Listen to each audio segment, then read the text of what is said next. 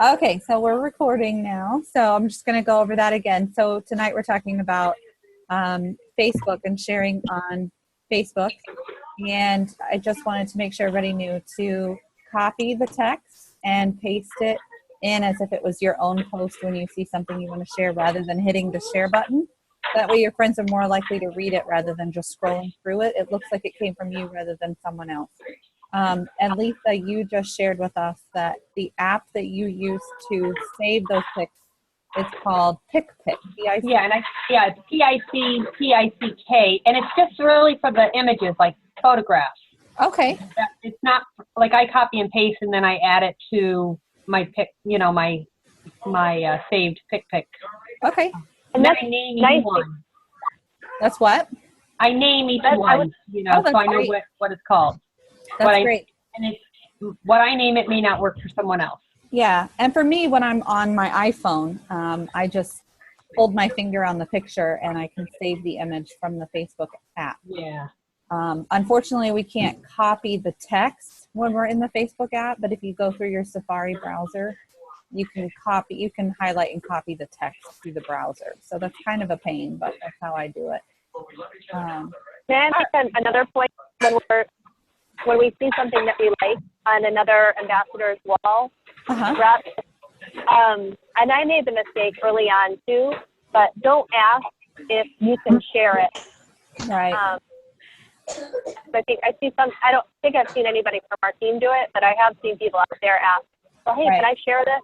Right. And yeah, if you want to ask if you're not sure that they're open to you sharing it, private message them. If you post, can I share this on their underneath as a comment underneath their post, it takes people out of the emotional side of that post into a rational, oh, this is marketing to me.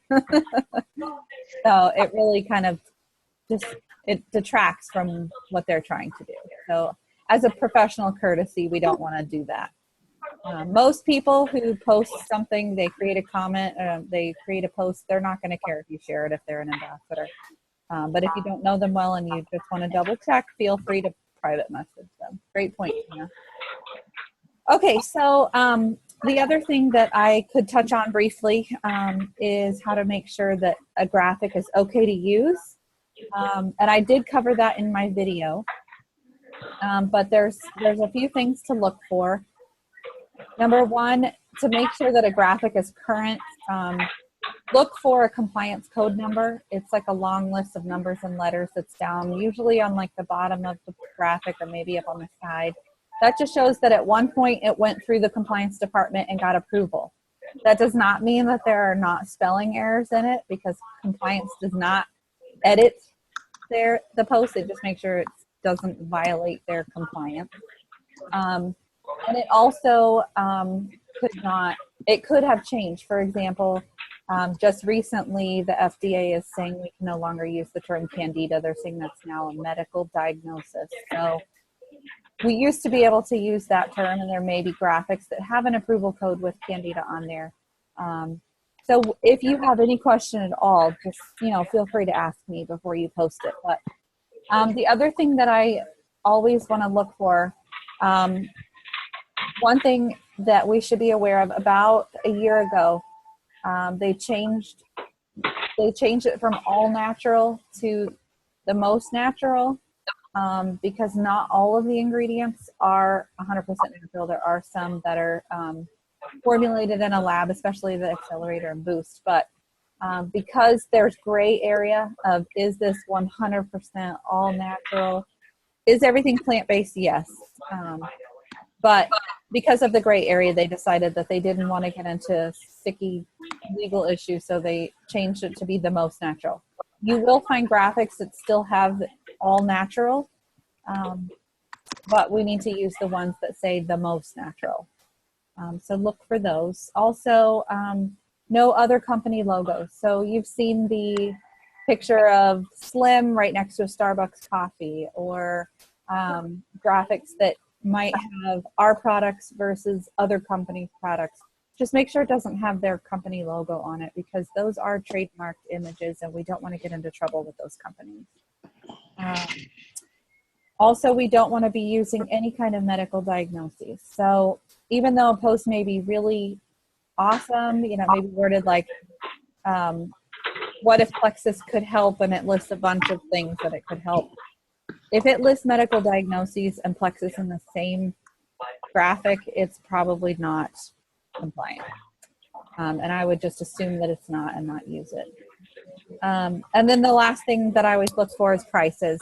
It is okay to use the $34.95, and it is okay to use any graphics that Plexus emails us to use, like their St. Patrick's Day special, or if a new combo comes out and they email it to us. Those are okay to use. But any other time, if people want to know pricing, private message regarding pricing. I have a quick question back to the medical diagnoses. Do you remember the graphic? It was a pink background and it says Plexus 101, and then it lists a bunch of different things. Yes, I love that one, but it is not compliant. It is not anymore. It is not, yeah. Okay. It does have medical diagnoses on it. I remember fibromyalgia being on there. So I pretty much just be under the assumption that if it has a medical diagnosis and the word Plexus, it's not good to use that, just so we don't get into any FDA issues. It's not, I mean, like if you wanted to privately share it, it's probably not such a big deal, but I wouldn't be posting it on your public wall. Okay. Now, how would we get around that? Like, how would you, I know I've asked this again, but how, when you're talking with somebody, or when you're doing an event, how would you word something like that instead? Like with the Candida thing. Yeah. Well, we're still waiting on what compliance is going to give us as okay. I think they're trying to figure out if yeast and fungus are okay, because this is a new FDA change. They make it harder on us all the time, but okay. I would assume at that point that saying yeast and fungus on a graphic might be okay, but I mean, if I'm going to have a private conversation with someone, I'm going to use the term Candida, but I'm not going to market that publicly. Is that right? Okay, it makes total sense. Okay. Allison, yes. I have a question about the company. So you can't have like the Starks logo with the picture of Plexus products. Is that what that is? Oh, you mean like when I was talking about the logos? Yeah. Mm-hmm. So like if I said pink is the new brown and I had a picture of a Coca-Cola bottle, yep. Coca-Cola has their image trademarked. And if you use other companies' logos in a way that like diminishes their sales or harms their business, then they can hold you accountable for that. So, okay. But you could have a bottle that tastes like a Coca-Cola bottle with brown cola in it, but you just can't have one Coca-Cola on it. Exactly. You don't want to have their trademark logo on it. Yes. So like there's one that it looks like a Starbucks coffee, but it doesn't have their logo. It's green and white and it says just coffee instead of the Starbucks logo. You just don't want to use their trademarked image. Okay. Okay. So, and I did cover a lot of that on my video that I made. Right. Okay. So all right. I had trouble. I could never download that or open it. I had trouble with that. Oh, okay. It's on YouTube and I have the link on my Facebook. So you could try going through just YouTube if you need me to email you the link. Okay. Yeah. Okay. All right. So I'm going to go through the groups here in just a bit, but I'm going to jump over into kind of covering what Vincent Orlick talked about in his call. And Vincent Orlick is our social media manager, kind of our expert in that department. He works at corporate. And he did a call. I have the link on my page, and I'll pull that up near the top. So if you want to listen to that whole call, it's like 35 minutes or so. And he goes over a lot about Facebook, pretty much is what he's covering. But I'll hit the highlights tonight, and if you want to dig deeper, you can listen to that call.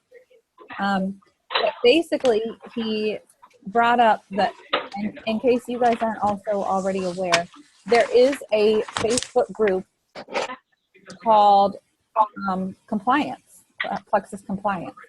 It's a secret group, so I will have to add you if you're not already in it.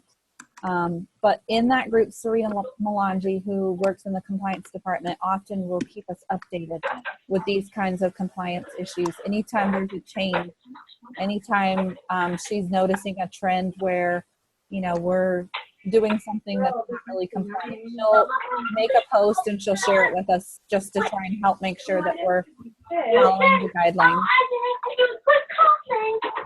Okay, maybe that wasn't the right language for me. Okay. And So let's see here. All right. So he also talked about not just Plexus compliance, but also Facebook compliance, because Facebook does have rules and guidelines that they want to follow. And so that was really more of what he covered in his video. The first thing he talked about is that Facebook really doesn't want us to use our personal pages for business. They currently allow it.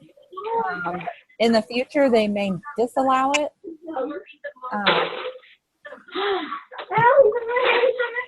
But hey, Lisa, I don't know if you could. I don't know either. You know what? I think I'm just going to get off for now. They need to go to bed. Okay, that's fine. It'll be recorded. It'd be too much. Okay. Thanks. All right. Bye. Bye. Okay. So for now, a lot of us are using our Facebook as a platform for marketing our business.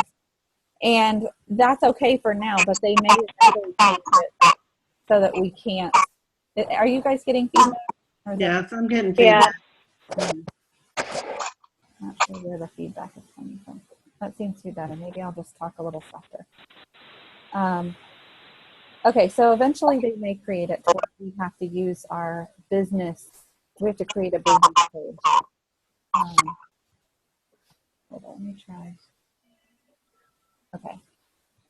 For now, let's just keep moving forward. If the feedback gets too bad, then I'll try changing it up. All right. No, is that the same? So I don't have I'm trying to figure out what the difference is between a business page and a personal page. Right now, I set up a group page. Okay. But I haven't really done anything with it because honestly, I find it kind of a pain in the neck to try to post in both places. Exactly. And that is what it is. So like right now, how we all chat with each other and interact with each other on Facebook, those are our personal pages. Right. In order to have a business page, you would create a business fan page, or you would create like a group like you're talking about. Okay. All right. For now, they tolerate it, but what Vincent was telling us is that Facebook is a business, and they try to keep people happy with being happy. And if they feel like they're being spammed, people aren't happy with people using it as a business platform, then they may change their rules in the future. And that was all he really addressed about that. But he made some really good points that I want to cover. He said basically, you want to use Facebook to share more about yourself. Try and keep it more personal and less of the pitching your product. He follows like an 80-20 rule. And I know some people have said keep it, more than half personal posts. But just imagine if one of your friends was starting up a new business and all of a sudden you're getting inundated with all of their new mascara or whatever it is. How long, what frequency, posts would you want scrolling through your news feed on that particular product before you're like, okay, I'm overwhelmed with all these posts, and then you click the unfollow because you don't want to see them anymore. I don't know anything about that. Okay. So basically there's an unfollow button. They don't. No, I'm kidding. Okay. I was kidding. Okay, yeah, I'm sorry. Almost unfollowed. I missed the sarcasm there, Tina. Okay. I'm sorry. You fooled me there. Okay. Yeah, so we don't want people to unfollow us. So we want to make sure that we're keeping it a pretty high percentage with our personal and interesting posts so that they want to continue to follow us.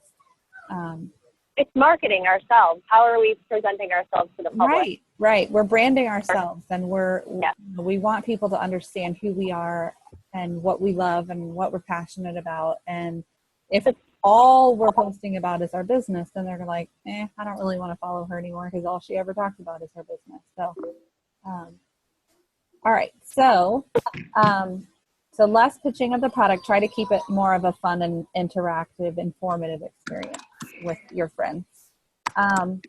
They do recommend using a business page. I haven't gotten to that yet as far as me personally using a business page, but there are some leaders that recommend that. All right. Then you want to keep your friends staying connected. You want to make yourself stay interested. Hi, Nelson. All right. And then here's the other thing he said is put yourself in their shoes. If they're not a Plexus person, is the post that you're about to create, would they care about it? Would it be interesting to them? If it's not going to be interesting to them other than a marketing pitch, and you think they're going to be like rolling their eyes or scrolling past it, then don't post it. Pick something that would interest them. So would it interest them to know that you've lost weight or that you don't have headaches anymore or that, stevia is so much better than sucralose? Yeah, that really might interest them. But if it's just a graphic of, join my team or something like that, it may not interest them. Okay. Hold on, let me. All right. So then he also brought up a good point of that there's so many other platforms besides Facebook. So if you found yourself in Facebook jail and you could not post for 2 weeks, are you currently on any of the other social media platforms? And if not, Can I make? Yeah, go ahead. No, I found this. Have you ever heard of Mashable.com? On there, I was trying to look. It's just been crazy for me this week, but there's a Mashables.com, and I can post the link if that's okay on the page, the group page. But there was, it had several different social media platforms, and it talked about ways to use them effectively. Okay. And so definitely something I was looking into, because you're right. If we end up in Facebook jail, how are we going to reach people? So I've been trying to figure out how to use Twitter and Tumblr and, effectively using Pinterest. So it's a great point. Great. Yeah, I definitely, I feel like I need to start adding, teaching myself some of these other platforms, Twitter, Instagram, Pinterest. He talked about blogs being a very powerful way to connect with people. So I definitely feel like in the future, it's something that I need to get involved with. I just haven't ventured out there and gotten brave and done it yet. Yeah. He did I looked a little bit at Tumblr. I'm sorry, go ahead. Say that again. Oh, I'm sorry. I didn't mean to interrupt you. I said I looked a little bit at Tumblr, and okay. It looks fairly simple to use. So, so many people use those different platforms now. I feel old. I don't. Yeah. I love blogs. I had started one a while back. I would love to be able to continue to, have time to blog with my 5 kids and homeschooling and business. I really don't have the time. But one thing that I love about blogs is that with Facebook, I don't know if you've noticed, but all of your really good creative posts that you've made, eventually they drop off and you can't find them anymore and they're gone in cyberspace. Whereas with blogs, they're forever stored on your blog site. And you can blog about so many different things. You can organize them so they can click on them and find them. So I definitely like the platform of a blog. He did say that if you use a blog, everything you post is Plexus related on the blog because it's a separate website. You would need to go to compliance for approval on to make sure that it's okay. And he said, and that's okay. They approve stuff all the time. It's just a good practice to get into. All right. Then he also said that you want to, on Facebook, make sure that you stand out from the crowd and that you are making your own brand. So I'm sure a lot of you have other Facebook friends that are Plexus ambassadors. And you know there are days where there's something that everybody's sharing and everybody's copying and pasting the same thing on there. And he said that that's okay on occasion. But he said you really want to not just copy what everyone else is doing. Maybe save that. If it's a really good one, save it and use it like in a week or two when not everybody else is using the same thing. Because it makes you more of an individual if you're not just sharing everything that everybody else is sharing. He said that you want to create your own brand. And like Celeste, he actually pulled Celeste into it. He said, you know how she does the hashtag Plexus by Celeste and she puts that at the end of her post? He said, create something like that will actually link all of your really good posts and family ones too. It doesn't have to be just the Plexus ones. But if someone went to that hashtag, all of those posts would be there and they'd be like, wow, this is a really fun, site here. So just something to keep in mind that we are branding ourselves with how we present ourselves on Facebook. For staying out of Facebook jail, be authentic, be yourself. Don't be pushing products and not doing something that's not true with your character. If people know you as a certain person and then you've just signed up and you're a new ambassador and a week ago you weren't talking about any of these products and now that's all you talk about, then it's kind of not really who we are. It's not true to who we are. So still be true to who you are. Still talk about all those things that you're passionate about. Share your favorite recipes, all the things that you were doing before, and then throw in a few Facebook Plexus posts, in the midst of that. And then also, I don't think it's a problem for anybody in our group, but you'll see how it gets really annoying as you have a lot of Plexus friends. But please don't add people to parties that your friends are hosting. So if they're doing nails or handbags or whatever and they want you to do an online party for them, don't add any Plexus people to that, because a lot of them are getting overwhelmed by that, to the point that the host of this call that Vincent did said, she's like, I've gotten to the point where now I just mark it as spam. And anytime they mark it as spam and you're the one who invited them, you can find yourself in Facebook jail. Okay, and then he also mentioned using Evernote. Just like Lisa was talking about PicPic, he said that a lot of people use Evernote to keep things in files. You can actually save your favorite graphics and favorite posts that people make. You can store them in files. And then supposedly you can link it right back into your Facebook account. And you can even set it up to post at a certain time. So that's a app that I want to check into. So that was Vincent's call. Those were the highlights of what I got out of his call. And I just want to, kind of touch on using Facebook to reach out to people now. I'm going to move into that. So if you are trying to reach your friends, when you're reaching out to them, make 2 or 3, 4 at most Plexus posts on your feed, on your news feed each day. Make them things that, maybe imagine one person that you're trying to reach out to and create the post with that person in mind. Like, oh, she's really struggling with migraines. I want to share a testimonial that she might be drawn to. And I think that helps make it not come across as so salesy, when you're pushing your product. You really want to make sure that you're marketing it to a friend as if you were sharing something interesting with a friend.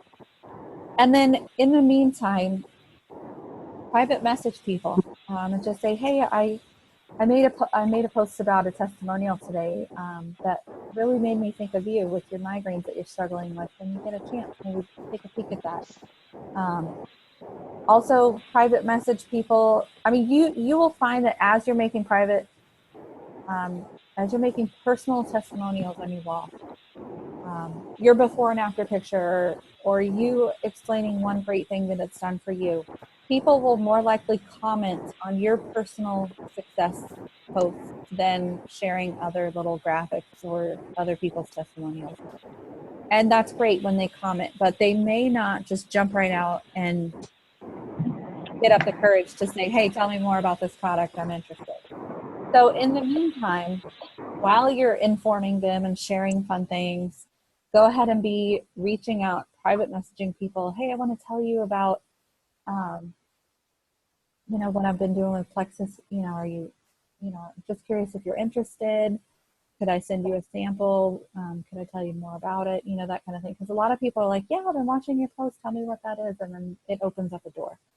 So I use private messaging a lot. And then I was just talking this week to Tina and Danette about how to broaden your market. So if you've been using Facebook for a while and you feel like you're kind of tapping out your current friend list, you've messaged most of them, you just feel like, I don't know, I think people are kind of, I've gotten all the customers I can get out of this. There are so many different ways to broaden your market. The first thing you want to do is make sure that, hold on one second.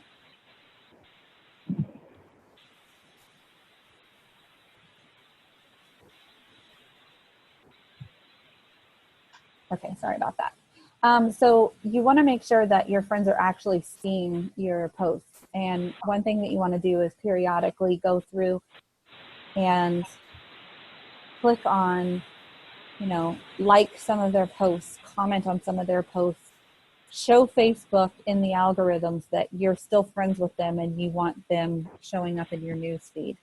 And then it increases the likelihood that they're going to see your posts again.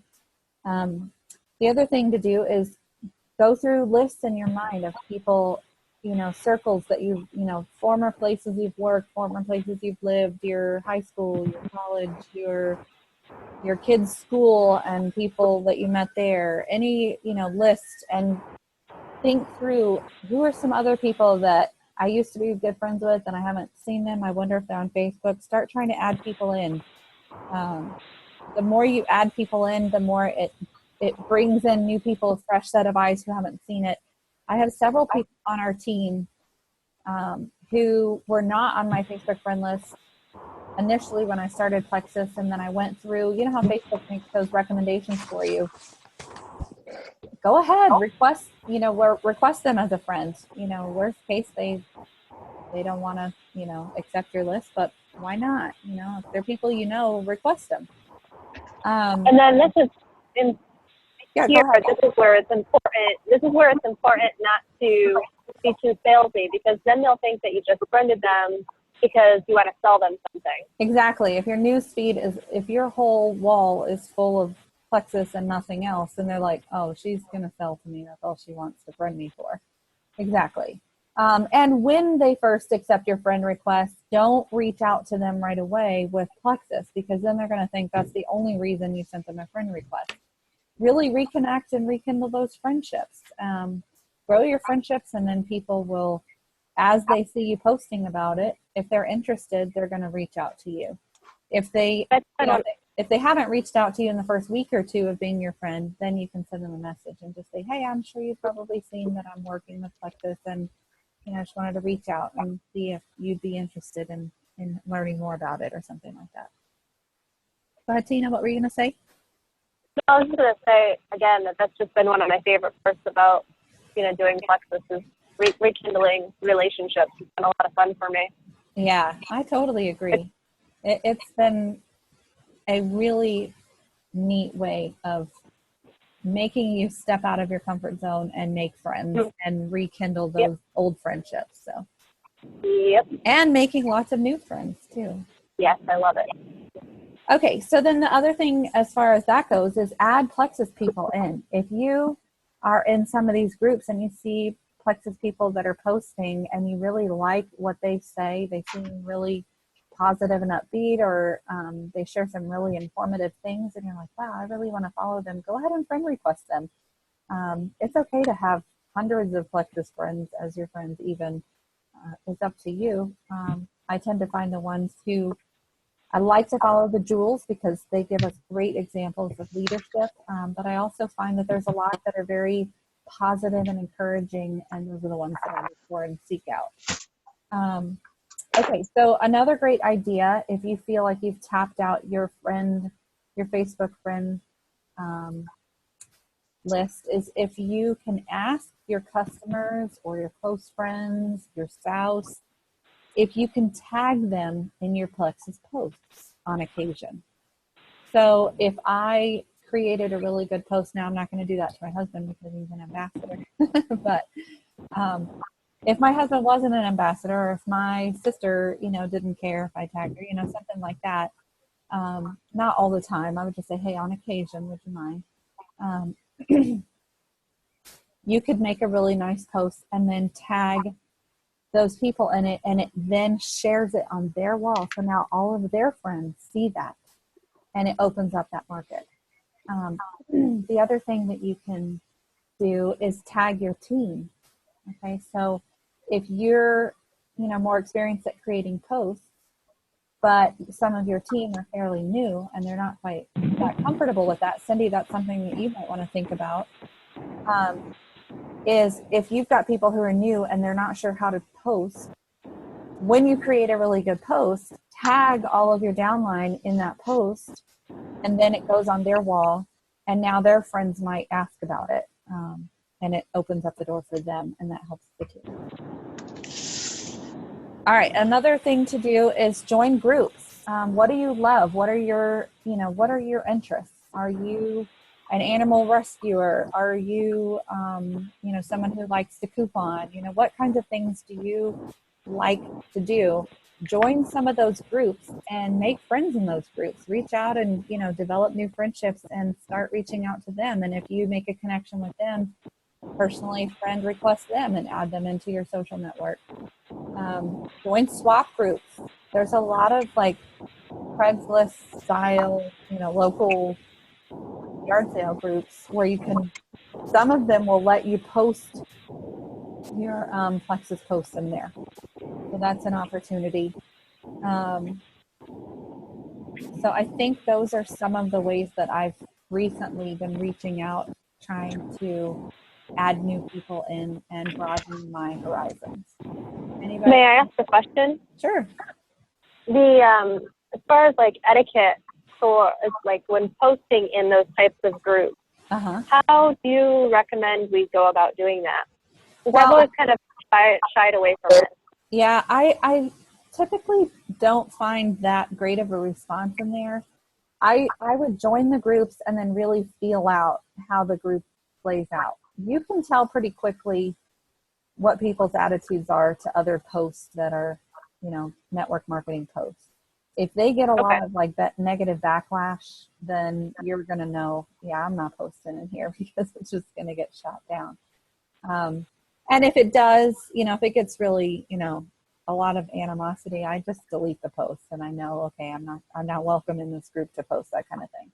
Also read the rules on the pinned post. If you join a group, there's usually rules about no direct sales. If it's not okay, it'll be listed in there.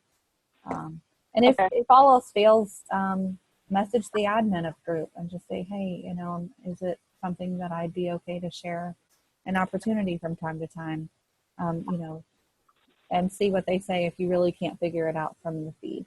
I have posted, I don't post it maybe once a month. That way I don't have a lot of backlash about it. I don't get a whole lot of follow-up, but occasionally I will get someone message me and be interested, and then it does reach. And do you guys know who Scott Hammonds is? He's an Emerald. He just shared in his team this week that he took one day out of his week and he went and he posted in 30 swap groups just something really simple. I think he took like Angela. I can't think of Angela's last name, but she's lost over 100 pounds. I don't know if that rings a bell with you guys, but blonde girl. I can't remember her last name right now, but he just took a post. Oh, she's pretty. Yeah, you know what I'm talking about. So he just took a really nice before and after shot testimonial, and he stuck it in here, and he uses the just something really simple, like, I just found out about this great product. You know, I'm curious if you're interested in learning more. Something simple. And then it just, if people are interested, they message you. If they're not interested, they scroll by. If you make it like a lengthy Plexus post, then they're going to start shooting it down and that kind of thing. He said in those kinds of groups, less is more. Make it short and sweet, really simple, and it works a lot better for him. But I will tell you that by making those 30 posts, he got a bunch of leads, and he actually got $1,000 worth of PV from doing that. So it can be very effective. You just have to know that when you do it, you need to be available to sit and watch, because there are going to be MLM haters who are going to be very ugly on there, and you want to be able to delete those comments quickly and diffuse the situation so that it doesn't, you know, ruin your post, so to speak. Right. Okay, so that is definitely something to keep in mind. All right, and then Tina, you had asked me if I would go through some of the groups that you recommend, and I can certainly do that.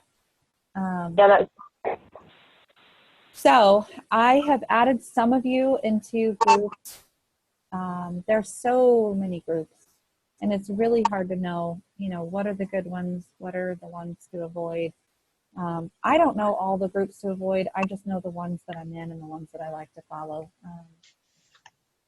And then we'll get to that here in a second, how to know if it's a group you want to be in or not be in. But okay, so the groups you definitely should be in. You should be in our Plexus Power team. I think all of you are. The Destination Diamond Dream team is Celeste's team. So make sure that you're in that one. Then there is another ambassador group called Plexus Ambassador Support. There are pros and cons of that group. I am in that group. It is a very large group. It has like 10,000 ambassadors now. What I will tell you is the great thing about it is you can post any question without having to wait for it to get approved.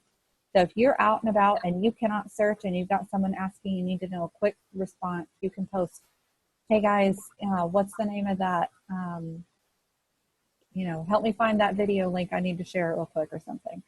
And you can get your question answered. Or can someone on this medication take Boost? Whatever your question is. They'll jump right on and they'll help you answer it. It's a great thing for that. However, there is quite a bit of drama and negativity at times in that group because everything can get posted in there.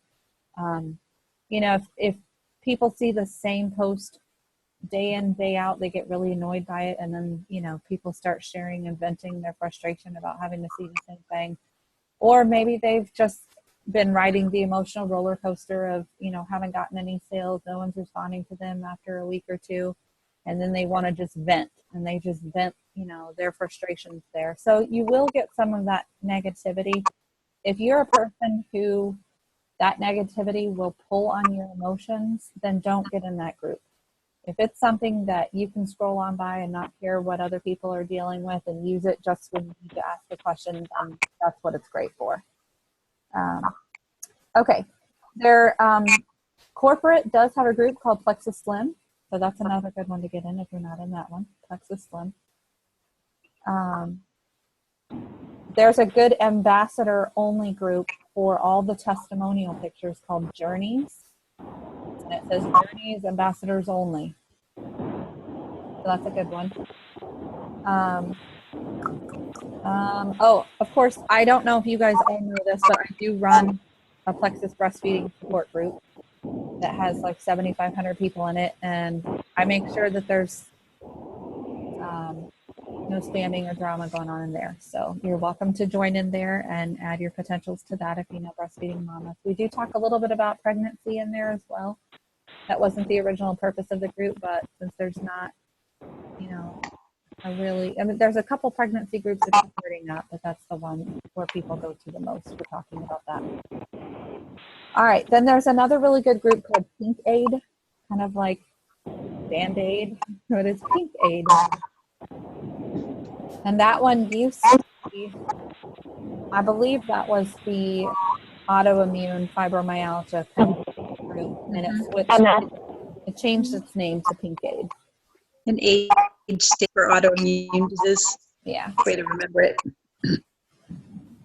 Okay, so that's a good one. I like that one a lot. It's really big, and they do cover a lot of really good topics. There is a secret group for diabetes. It's called Plexus Blood Sugar Testimonials. That's a good one to be in. If you need to get in that one, let me know. There is Lyme Lupus Fibro. I tend to go to Pink Aid more, but you know, if you need to find a good Lyme's testimonial or lupus testimonial, you know, feel free to. There's only one admin of that group, and I don't know who she is very well. So just so you know. All right, Rachel Folco runs a group called Plexus Vendor Fairs, and that's a really good one if you're interested in ever doing a vendor event.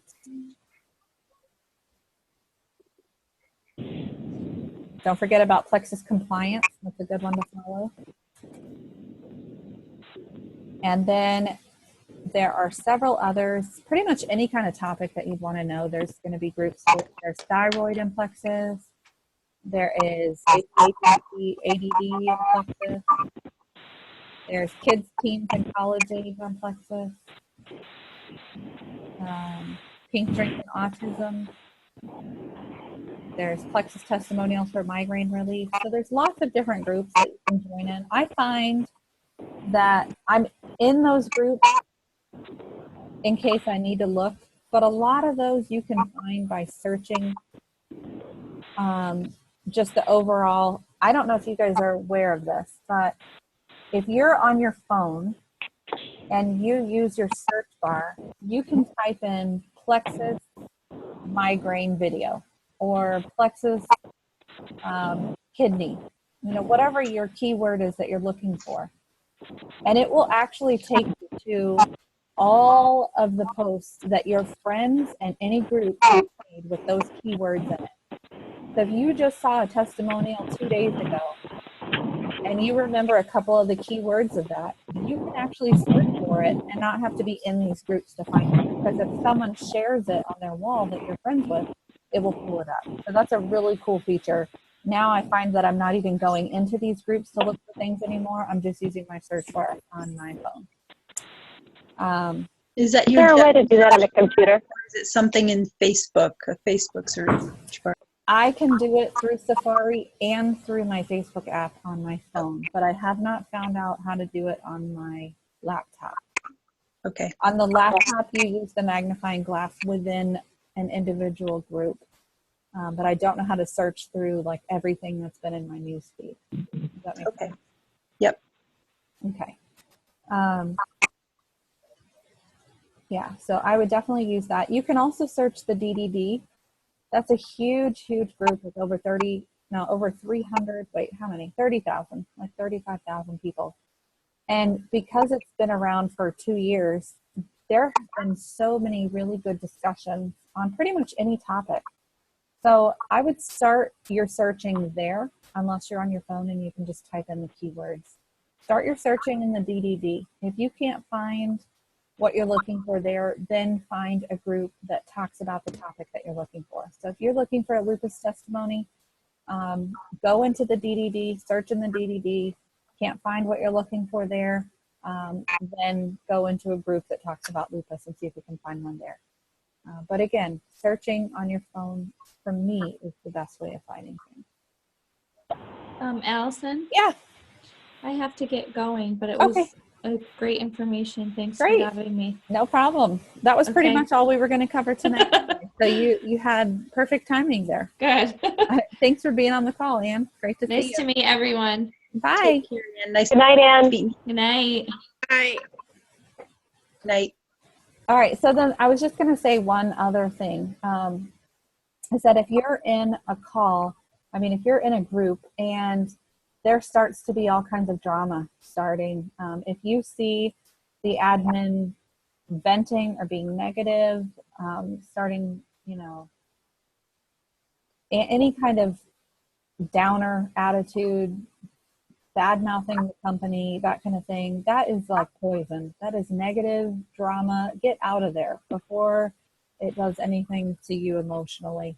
Not only that, but there are people who are only in a company for making money, and if they don't have the financial success or the personal success that they're looking for, then they are going to hop over to the next greatest thing.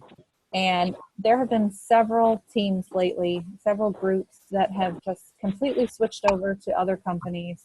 It's very unfortunate, very unclassy, very unprofessional that they're doing that. They'll take a group of 5,000 people and they've now got this huge platform of 5,000 people because they were the admin of the group.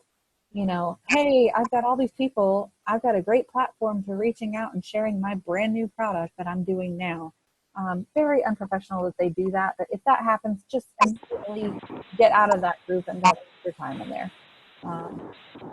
I even report them to compliance because I just think that's tacky. But anyhow, so that's pretty much what I wanted to cover with you on Facebook. If there are questions that you guys have on, hey, I need help, how do I find a post? How do I create a post? If you have other specific questions, feel free to reach out to me and message me. I'm going to stop the recording now, and then we can just do some question and answer.